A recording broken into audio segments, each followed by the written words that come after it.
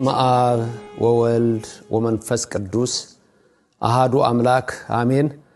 አይንተ እግዚአብሔር አበው ካህናት እንደምን አላችሁ? ወራኪያችሁ ይድረሰኝ። አሃው ዲያቆናት፣ የቤተ ክርስቲያን ጌጦቿ፣ የእውነተኛይቱ እምነት ተከታዮች አባቶች፣ እናቶች፣ ወንድሞችና እህቶች፣ እግዚአብሔር አምላክ የሚወዳችሁ ሕፃናት ጭምር ሰላም እግዚአብሔር ከሁላችን ጋር ይሁን። እንደምን አላችሁ? ይህን የሱባኤ ሰዓት አስፈጽሞ እግዚአብሔር አምላክ ለሀገራችን ሰላም ያድርግልን። በሌላ ጊዜ ድንገት ከዚህ ሱባኤ ውጪ ይህን ትምህርት የምትከታተሉ ሁላችሁ ለእውቀት ለሃይማኖታችሁ ጽናት የምትማሩበት ነውና በምትሰሙበት ጊዜ ሁሉ መንፈስ ቅዱስ በእናንተ ላይ ይደር። ዛሬ ዓርብ ነው። ዓርብ ቀን ምን ተደረገልኝ? ዓርብ የእመቤታችን የቅድስተ ቅዱሳን የድንግል ማርያም ምሳሌ ናት። እመቤታችን እንዴት በዓርብ ቀን ተመሰለች? በተከታታይ እየተማርነው ያለው ትምህርት ይህንን የሚያሳይ ነው። ይህንንም ለመናገር ደግሞ ይህንንም ለመስማት ደግሞ መንፈስ ቅዱስ ሲቀሰቅስ ነው። መንፈስ ቅዱስ ስለቀሰቀሳችሁ ነው የምትሰሙት። ብቻ ሱባኤው ሰሞን ሰምታችሁ ከዛ በኋላ ተጣፋላችሁ ማለት ደግሞ አይደለም። እመቤታችን አባ ኤፍሬምን ምን ነበር ያለችው? በከመ አለበወከ መንፈስ ቅዱስ ተናገር። መንፈስ ቅዱስ እንደገለጸልህ ተናገር አለችው። መንፈስ ቅዱስ እንደገለጸልኝ እናገራለሁ። መንፈስ ቅዱስ እንዳስተማረን እንናገራለን። መንፈስ ቅዱስ እንደገለጸላችሁ ትሰማላችሁ። በእኔም ልቡና በእናንተም አእምሮና ልቡና መንፈስ ቅዱስ የምንሰማውን ቃል ይጻፍልን። በመጀመሪያ ለስጋችን ቀጥሎ ለነፍሳችን ትምህርቱ እንደዚህ ነው። በመጀመሪያ ስለ ፍጥረት፣ ሁለተኛ ስለ ድህነት ትምህርቱ እንደዚህ ነው። በዚህ መልኩ ነው የቀረጽኩት ትምህርቱን በደንብ እንዲገባችሁ አድርጌ። ትምህርት ተማሪው እንዲገባው ተደርጎ ነው የሚሰጠው፣ እንዳይገባው ተደርጎ አይደለም። አሁን እኛ ሀገር የተለመደው በጣም በቃ ጥጥር ያለ ፈተና አምጥቶ ተማሪውን መጣል። አንዳንድ አስተማሪዎች የሚያስቡት ቅልል አድርጎ ተማሪው እንዲገባውና እንዲያልፍ ማድረግ ደግሞ የኔ ማስተማር ስልት ነው ለራሴ። ስለዚህ የምላችሁ ነገር በደንብ እንደሚገባችሁ አውቃለሁ። ስለዚህም በዛሬ ቀን ምን ሆነ የሚለውን እንመልከት። ዕለተ ዓርብ ለፍጥረት 6ኛ ቀን ናት። ለአባ ኤፍሬም ምስጋና 5ኛ ናት። በዚህ ቀን እመቤታችን መመስገን ፍቃዷ ነው። አባ ሕርያቆስ አመስግኗታል፣ ቀጥሎ እናያለን። ከዛ በፊት ግን በዕለተ ዓርብ ፍጥረት በ6ኛ ቀን ሰው የተፈጠረበት ዕለት ነው። በዕለተ ዓርብ ፈጥሮናል አምላካችን ክብር ምስጋና ይግባው። በዕለተ ዓርብ እንደገና በመስቀል ላይ ተሰቅሎ አድኖናል። እቺ ቀን ዕለት ኅሪት ትባላለች። የተመረጠች ዕለት፣ የተለየች ዕለት ለኔና ለናንተ እግዚአብሔር ያደረገልን ድንቅ ነገር ነው። በዚህች ዕለት በመጀመሪያ በዚህች ዕለት በአርያው በአምሳሉ የፈጠረን በዚህች ዕለት ነው። ሁለት በአርያችን በአምሳላችን ተገኝቶ በቀራንዮ አደባባይ የተሰቀለው በዚህች ዕለት ነው። አዳምን ከልጆቹ ከሲኦል ያወጣው በዚህች ዕለት ነው። ስለ ፍጥረት እንመልከት። ሊቀ ነቢያት ሙሴ በረከቱ ይደርብንና በዘፍጥረት ምዕራፍ 1 ላይ ስለ ሰው ተፈጥሮ በተናገረበት የ6ኛው ቀን ተፈጥሮ ከቁጥር 26 እስከ 31 ያለውን የእግዚአብሔር ቃል እንሰማለን። አምላካችን መንፈስ ቅዱስ በእኔም በእናንተ ይደር። እግዚአብሔርም አለ ሰውን በመልካችን እንደምሳሌያችን እንፍጠር፣ የባህር ዓሦችን፣ የሰማይ ወፎችን፣ እንስሳትንና ምድርን ሁሉ፣ በምድር ላይ የሚንቀሳቀሱትን ሁሉ ይግዙ። እግዚአብሔርም ሰውን በመልኩ ፈጠረ፣ በእግዚአብሔር መልክ ፈጠረው፣ ወንድና ሴት አድርጎ ፈጠራቸው። እግዚአብሔርም ባረካቸው፣ እንዲህም አላቸው ብዙ ተባዙ ምድርንም ሙሏት ግዟትም የባህር አሶችንና የሰማይ ወፎች በምድር ላይ የሚንቀሳቀሱትን ሁሉ ግዟቸው እግዚአብሔርም አለ እነሆ መብል ይሆናችሁ ዘንድ በምድር ፊት ሁሉ ላይ ዘሩ በእርሱ ያለውን ሐመልማል ሁሉ የዛፍን ፍሬ የሚያፈራውን ዘር ያለውን ዛፍ ሁሉ ሰጠኋቸው ለምድር አራዊት ሁሉ ለሰማይ ወፎች ሁሉ ሕያው ነፍስ ላላቸው ለምድር ተንቀሳቃሾችም ሁሉ የሚበቅለው ሐመልማል ሁሉ መብል ይሆንላቸው እንዲሁም ሆነ እግዚአብሔርም ያደረገውን ሁሉ አየ እነሆም እጅግ መልካም ነበረ ማታም ሆነ ጠዋትም ሆነ ስድስተኛ ቀን ሰውን በፈጠረበት ዕለት ሰውን በፈጠረው ጊዜ ግን ምን እንደሚል ተመልከቱ እነሆም እጅግ መልካም ነበረ እግዚአብሔር ያደረገውን ሁሉ አየ እጅግ መልካም ነበረ እጅግ መልካም ተደረጋችሁ የተፈጠራችሁ የሰው ልጆች ዝም ብሎ አይደለም ልበ አምላክ ቅዱስ ዳዊት በረከቱ ይደርባችሁ በሁላችሁ ምንድነው ያለው ልበ አምላክ ቅዱስ ዳዊት ግሩም ሆኜ ተፈጥሬያለሁና አመሰግናለሁ ይሄን ቃል ብዙ ጊዜ ደጋግማችሁ በሉላለሁ አሁንም ተናገሩት እስቲ ግሩም ሆኜ ተፈጥሬያለሁና አመሰግናለሁ በሉ እስቲ እግዚአብሔር ግሩም የሆነውን ድንቅ የሆነውን ነገር ያደርግላችሁ አያችሁ የሚደንቀው ምን እንደሆነ በአርአያችን በአምሳላችን እንፍጠር ነው ያለው እግዚአብሔር የሰው ልጆች የተደረገላችሁን ወቁ ምን ተደረገልኝ በዕለተ ዓርብ በአርአያውና በአምሳሉ ፈጠራችሁ ፈጠረሽ በነፍስ እግዚአብሔርን መስለዋለን ለባዊት ነባቢት ሕያዊት ናት በልብ አብ በነቢብ በቃል ወልድ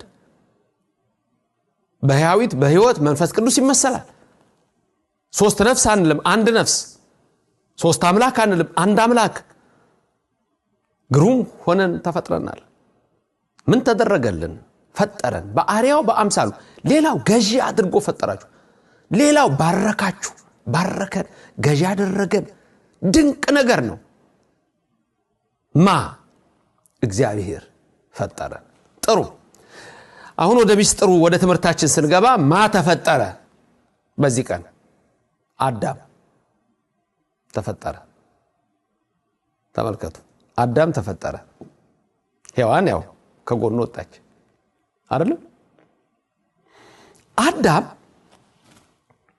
ምድራዊ ፍጥረት ነው ከአራቱ ባህሪያተ ሥጋና ከአምስተኛ ባህሪያተ ነፍስ ነው የፈጠረው መቼ ቀን ዓርብ ቀን ስለዚህ እኔና እናንተ ሁላችን በአንድ አምላክ በእግዚአብሔር የተፈጠርን ፍጥረታት ነን በአርአያው በአምሳሉ የተፈጠርን ፍጥረታት ነን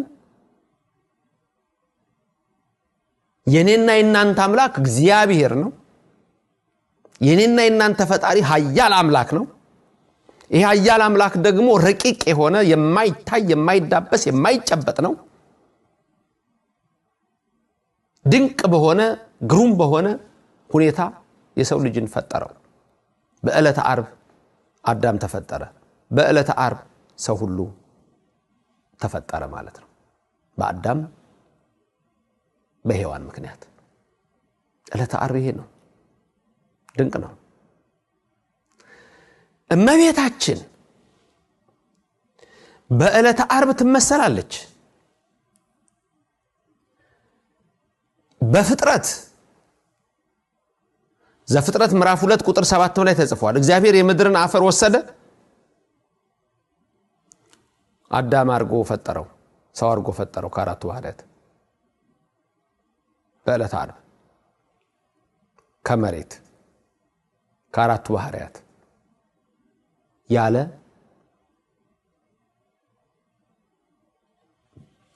እናት እግዚአብሔር ራሱ አባት ሆኖት አዳምን አዘጋጀው ሔዋንን ከጎኑ ከወንድ አጥንት ሴት አድርጎ ፈጠራት አዳም ሲነቃ ምን አለ ሔዋንን ሲያገኝ መጀመሪያ አዳም ሲያያት ምንድነው ያለው? አጥንቷ ካጥንቴ ስጋዋ ከስጋዬ ነውና ሴት ትባል አለ። ሔዋን ከወንድ ተገኘች። አሁን በፍጥረት የምታዩት ማንን ነው? አዳምንና ሔዋንን ነው። በሌላ አነጋገር አዳም ቀዳማዊ አዳም ይባላል። ሔዋንም ቀዳማዊት ሔዋን ትባላለች። በዕለተ ዓርብ እመቤታችን ስትመሰል በፊት ሴት ከወንድ ብቻ ተገኘች፣ ሔዋን ከአዳም ብቻ። ቀዳማዊት ሔዋን የተገኘችው ከቀዳማዊው አዳም ነው፣ ከምድር የተፈጠረው ምድራዊው። ቀዳማዊ አዳም አለ፣ ዳግማዊ አዳም አለ። ቀዳማዊት ወይም ቀዳሚት ሔዋን አለች፣ ቀዳሚት ሔዋን አለች። ዳግማዊት ሔዋን አለች። ቀዳማዊ አዳም ነው። ዳግማዊ አዳም ኢየሱስ ነው። ቀዳሚት ወይም ቀዳማዊት ሔዋን ነች። ዳግማዊት ሔዋን እመቤታችን ነች። ቀዳማዊት ሔዋን ከወንድ ተገኝታለች፣ ከወንድ ብቻ። ዳግማዊው አዳም ከሴት ብቻ ተገኘ። ተዘዋወረ። ድንቅ እኮ ነው። ጳውሎስ ሐዋርያ በረከቱ በሁላችን ይደርና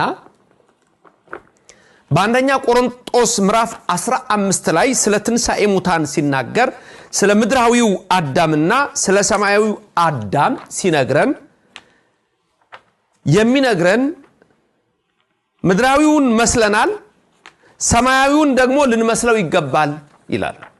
በምድራዊ ምክንያት ሞት መጥቶብናል፣ በዳግማዊው አዳም ምክንያት ግን ሕይወትን አግኝተናል ይላል። ስለ ሁሉም ነገር እግዚአብሔር ስሙ የተመሰገነ ይሁን።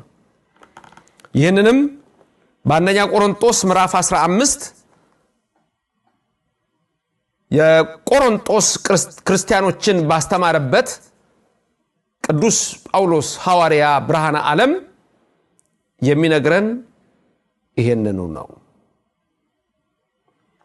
ስለ ትንሣኤ ሙታን ሲሰብክ ቁጥር 44 ላይ አንደኛ ቆሮንቶስ ምዕራፍ 15 ቁጥር 44 ጀምሮ ስናይ ፍጥረታዊ አካል ይዘራል፣ መንፈሳዊ አካል ይነሳል ብሎ ፍጥረታዊ አካል ካለ መንፈሳዊ አካል ደግሞ አለ ይልና ቁጥር 45 ላይ ፊተኛው ሰው አዳም ሕያው ነፍስ ሆነ ተብሎ ተጽፏል። አያችሁ፣ በዕለተ ዓርብ ዘፍጥረት 1:26 ዘፍጥረት 2 ቁጥር 7 ከምድር አፈር አበጀው፣ በአፍንጫው እስትንፋስ የሕይወትን እስትንፋስ እፋለበት፣ በአፍንጫው ሰው ሕያው ነፍስ ያለው ፍጡር ሆነ።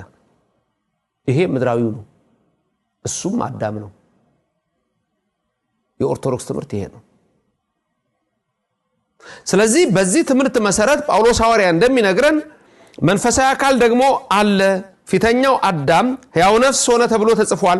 ኋለኛው አዳም ሕይወትን የሚሰጥ መንፈስ ሆነ። ኋለኛው አዳም ማን ነው? ኢየሱስ። ከማን ነው የተወለደው? ከድንግል ማርያም። የፊተኛው አዳም ማን ነው? አዳም። ከየት ነው የተፈጠረው? ከምድር። ሔዋንንስ ከሷ መጣት። ሴት ከወንድ ተገኘች። እዚህ ደግሞ በአዲስ ኪዳን ወንድ ከሴት ተገኘ። ኋለኛው አዳም ማለት ዳህራዊው ብሎ የሚገልጸው ዳግማዊ አዳም ለማለት። እሱም ኢየሱስ ክርስቶስ። ያኛው አዳም ሕያው ነፍስ ያለው ሆነ ተባለ። ይሄኛው ግን ሕያው ነፍስ የሚሰጥ ሆነ። ያንን አዳም የፈጠረው እሱ ነው። ዳግማዊ አዳም ከድንግል ማርያም የተወለደው ነው ቢላችሁ ረቀቅ አለ እንዴ? ትንሽ ከበዳችሁ? ቀስ ጀምር አቀላለሁ ብያለሁ። እንደሚገባችሁ እርግጠኛ ነኝ። ግልጽ ነው። ያኛው አዳም ሕያው ነፍስ ያለው ፍጡር ሆነ ተብሎ ሙሴ እንደነገረን ዘፍጥረት 2:7 ላይ ሕያው ነፍስ የሆነው በማን ነው? በኢየሱስ ነው። ስለዚህ ጳውሎስ ሐዋርያ ምን ይላል?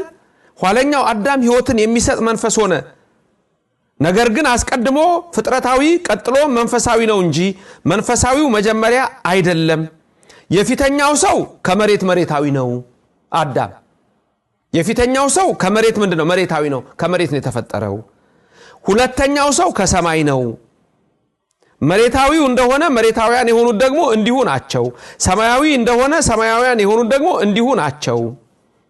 የዚያንም የመሬታዊውን መልክ እንደለበስን አዳሞች ነን። የአዳምን ባህሪ እንደለበስን የሰማያዊውን መልክ ደግሞ እንለብሳለን። የሰማያዊውን መልክ ደግሞ እንለብሳለን። ኢየሱስ ክርስቶስን ዕለተ ዓርብ እመቤታችንን ትመሰላለች። በዕለተ ዓርብ አዳም ተገኘ። ከእመቤታችን ኢየሱስ ተገኘ፣ ተወለደ። አዳም ከአራቱ ባህሪያተ ሥጋ በዕለተ ዓርብ ተፈጠረ። ኢየሱስ ከድንግል ማርያም አራቱን ባህሪያት ተዋሃደ። ያኛው መሬታዊ ስለሆነ መሬታውያን ናቸው፣ በምድር ይቀራል። ይሄኛው ግን ሰማያዊን ከሰማይ የመጣን እግዚአብሔር ነው። ድንግል ማርያም የወለደችው እግዚአብሔር ነው። ይሄ ነው የኦርቶዶክስ ትምህርት። ይሄ ነው የኛ ትምህርት። ምን ተደረገልኝ በሱባኤ ውስጥ የምታስቡት ነገር ይሄንን ነው። አያችሁ፣ ከድንግል ማርያም የተወለደው ሕያው ነፍስ የሚሰጥ ነው። አማላጅ አይደለም፣ ፍጡር አይደለም፣ ሕያው ነፍስ የሚሰጥ ሆነ። ኢየሱስ አምላክ ከሰማይ በመጀመሪያ ቃል ነበረ። ቃል እግዚአብሔር ነው። ከድንግል ማርያም የተወለደው ስለዚህ ነው ድንግል ማርያም የአምላክ እናት፣ የእግዚአብሔር እናት፣ ሕይወትን የሚሰጥ እናት። ስለዚህ እመ ሕይወት እንላታለን። እመ ሕይወት የሕይወት እናት፣ እመ ብርሃን የብርሃን እናት፣ እመ አምላክ የአምላክ እናት። አያችሁ። ስለዚህ ዕለተ ዓርብ አዳም ተገኘባት ከምድር አፈር። በዕለተ ዓርብ በተመሰለች ከእመቤታችን ቅድስተ ቅዱሳን ድንግል ማርያም ደግሞ ቃል ወልድ ከስጋዋ ስጋ ከነፍሷ ነፍስ ተነስቶ ሰው ሆነ። ሰው ቢሆንም እኛን አዳነን። ሰው ሆኖ በቀራንዮ ተሰቀለልን። ስጋዬን ብሉ ደሜን ጠጡ ብሎ ሰጠን። ያኛው አዳም በሱ ስጋዊ ነን። በዚህኛው አዳም በድንግል ማርያም ልጅ ግን ሰማያዊ ነን። ሰማያዊ ናችሁ። ለምድር ለኃጢአት አይደለም የተፈጠራችሁት፣ ለሲኦል አልተፈጠራችሁም። ፈጽሞ ለዘላለም ሕይወት ተፈጥራችኋል። የዘላለምን ሕይወት ሊሰጣችሁ የታመነ አምላክ ኢየሱስ ክርስቶስ አባት አላችሁ። በሱባኤው ውስጥ ምን ተደረገልኝ ብላችሁ ስታስቡ ፈጠረኝ፣ እግዚአብሔር ፈጠረኝ፣ ክብር ምስጋና ይግባው። እንደገናስ ከድንግል ተወልዶ አዳነኝ። ከመቤታችን ተወልዶ አያችሁ። ሕያው ነፍስ የሚሰጥ ነው። ሕይወት ነው፣ ብርሃን ነው።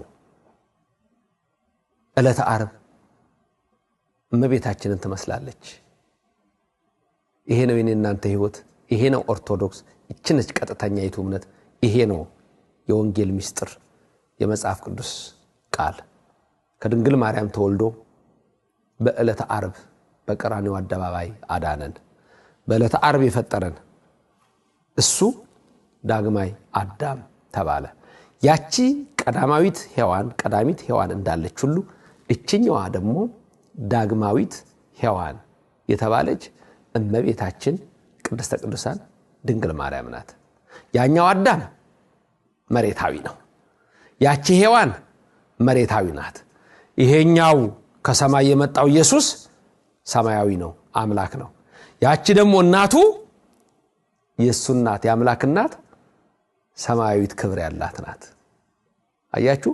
አዳም ከዳግማዊ አዳም ከኢየሱስ፣ ሔዋን ከዳግማዊት ሔዋን ከመቤታችን። ይሄ ነው መንፈስ ቅዱስ ለቅዱሳን የገለጸው ምስጢር። ለእኛም ገለጸልን። የተማርነውን በልቡናችን ያሳድረልን፣ ከክፉ ነገር ይሰውረን። ዳግማዊ አዳም ብለህ ከሰበክ ዳግማዊት ሔዋንን ብትረሳ ያ የጠራኸው ይረሳሃል እሱን ደግሞ ያዳም ያለ ተናገረ መንፈስ የሚሰጥ ብሎ ከሷ የተወለደውን እየተናገረ እሷን ካላነሳ ግን አንድ ትውልድ ችግር እንዳለብህ መመርመር ያስፈልጋል ወገኖቼ በኦርቶዶክስ መሆን እጅግ መልካም ነው ይህንን ረድኤትና ጸጋ የሰጠን እግዚአብሔር ስሙ የተመሰገነ ይሁን እናንተስ ተማራችሁ ምን አዲስ ነገር አገኛችሁ ጻፉልን ሌላው ግን ሰዎች ሁሉ እንዲደርሳቸው በየለቱ ሰብስክራይብ አድርጋችሁ በገባችሁ ቁጥር ላይክ አድርጋችሁ ሌሎች ሼር አድርጋችሁ ኮሜንት ጥያቄዎቻችሁን እየላካችሁ ሁሉ ጊዜ ተሳተፉ በእግዚአብሔር ቃል ደስ ይበላችሁ ክብርና ምስጋና ለኃያሉ አምላክ ለሰራዊት ጌታ ለእግዚአብሔር ይሁን አሜን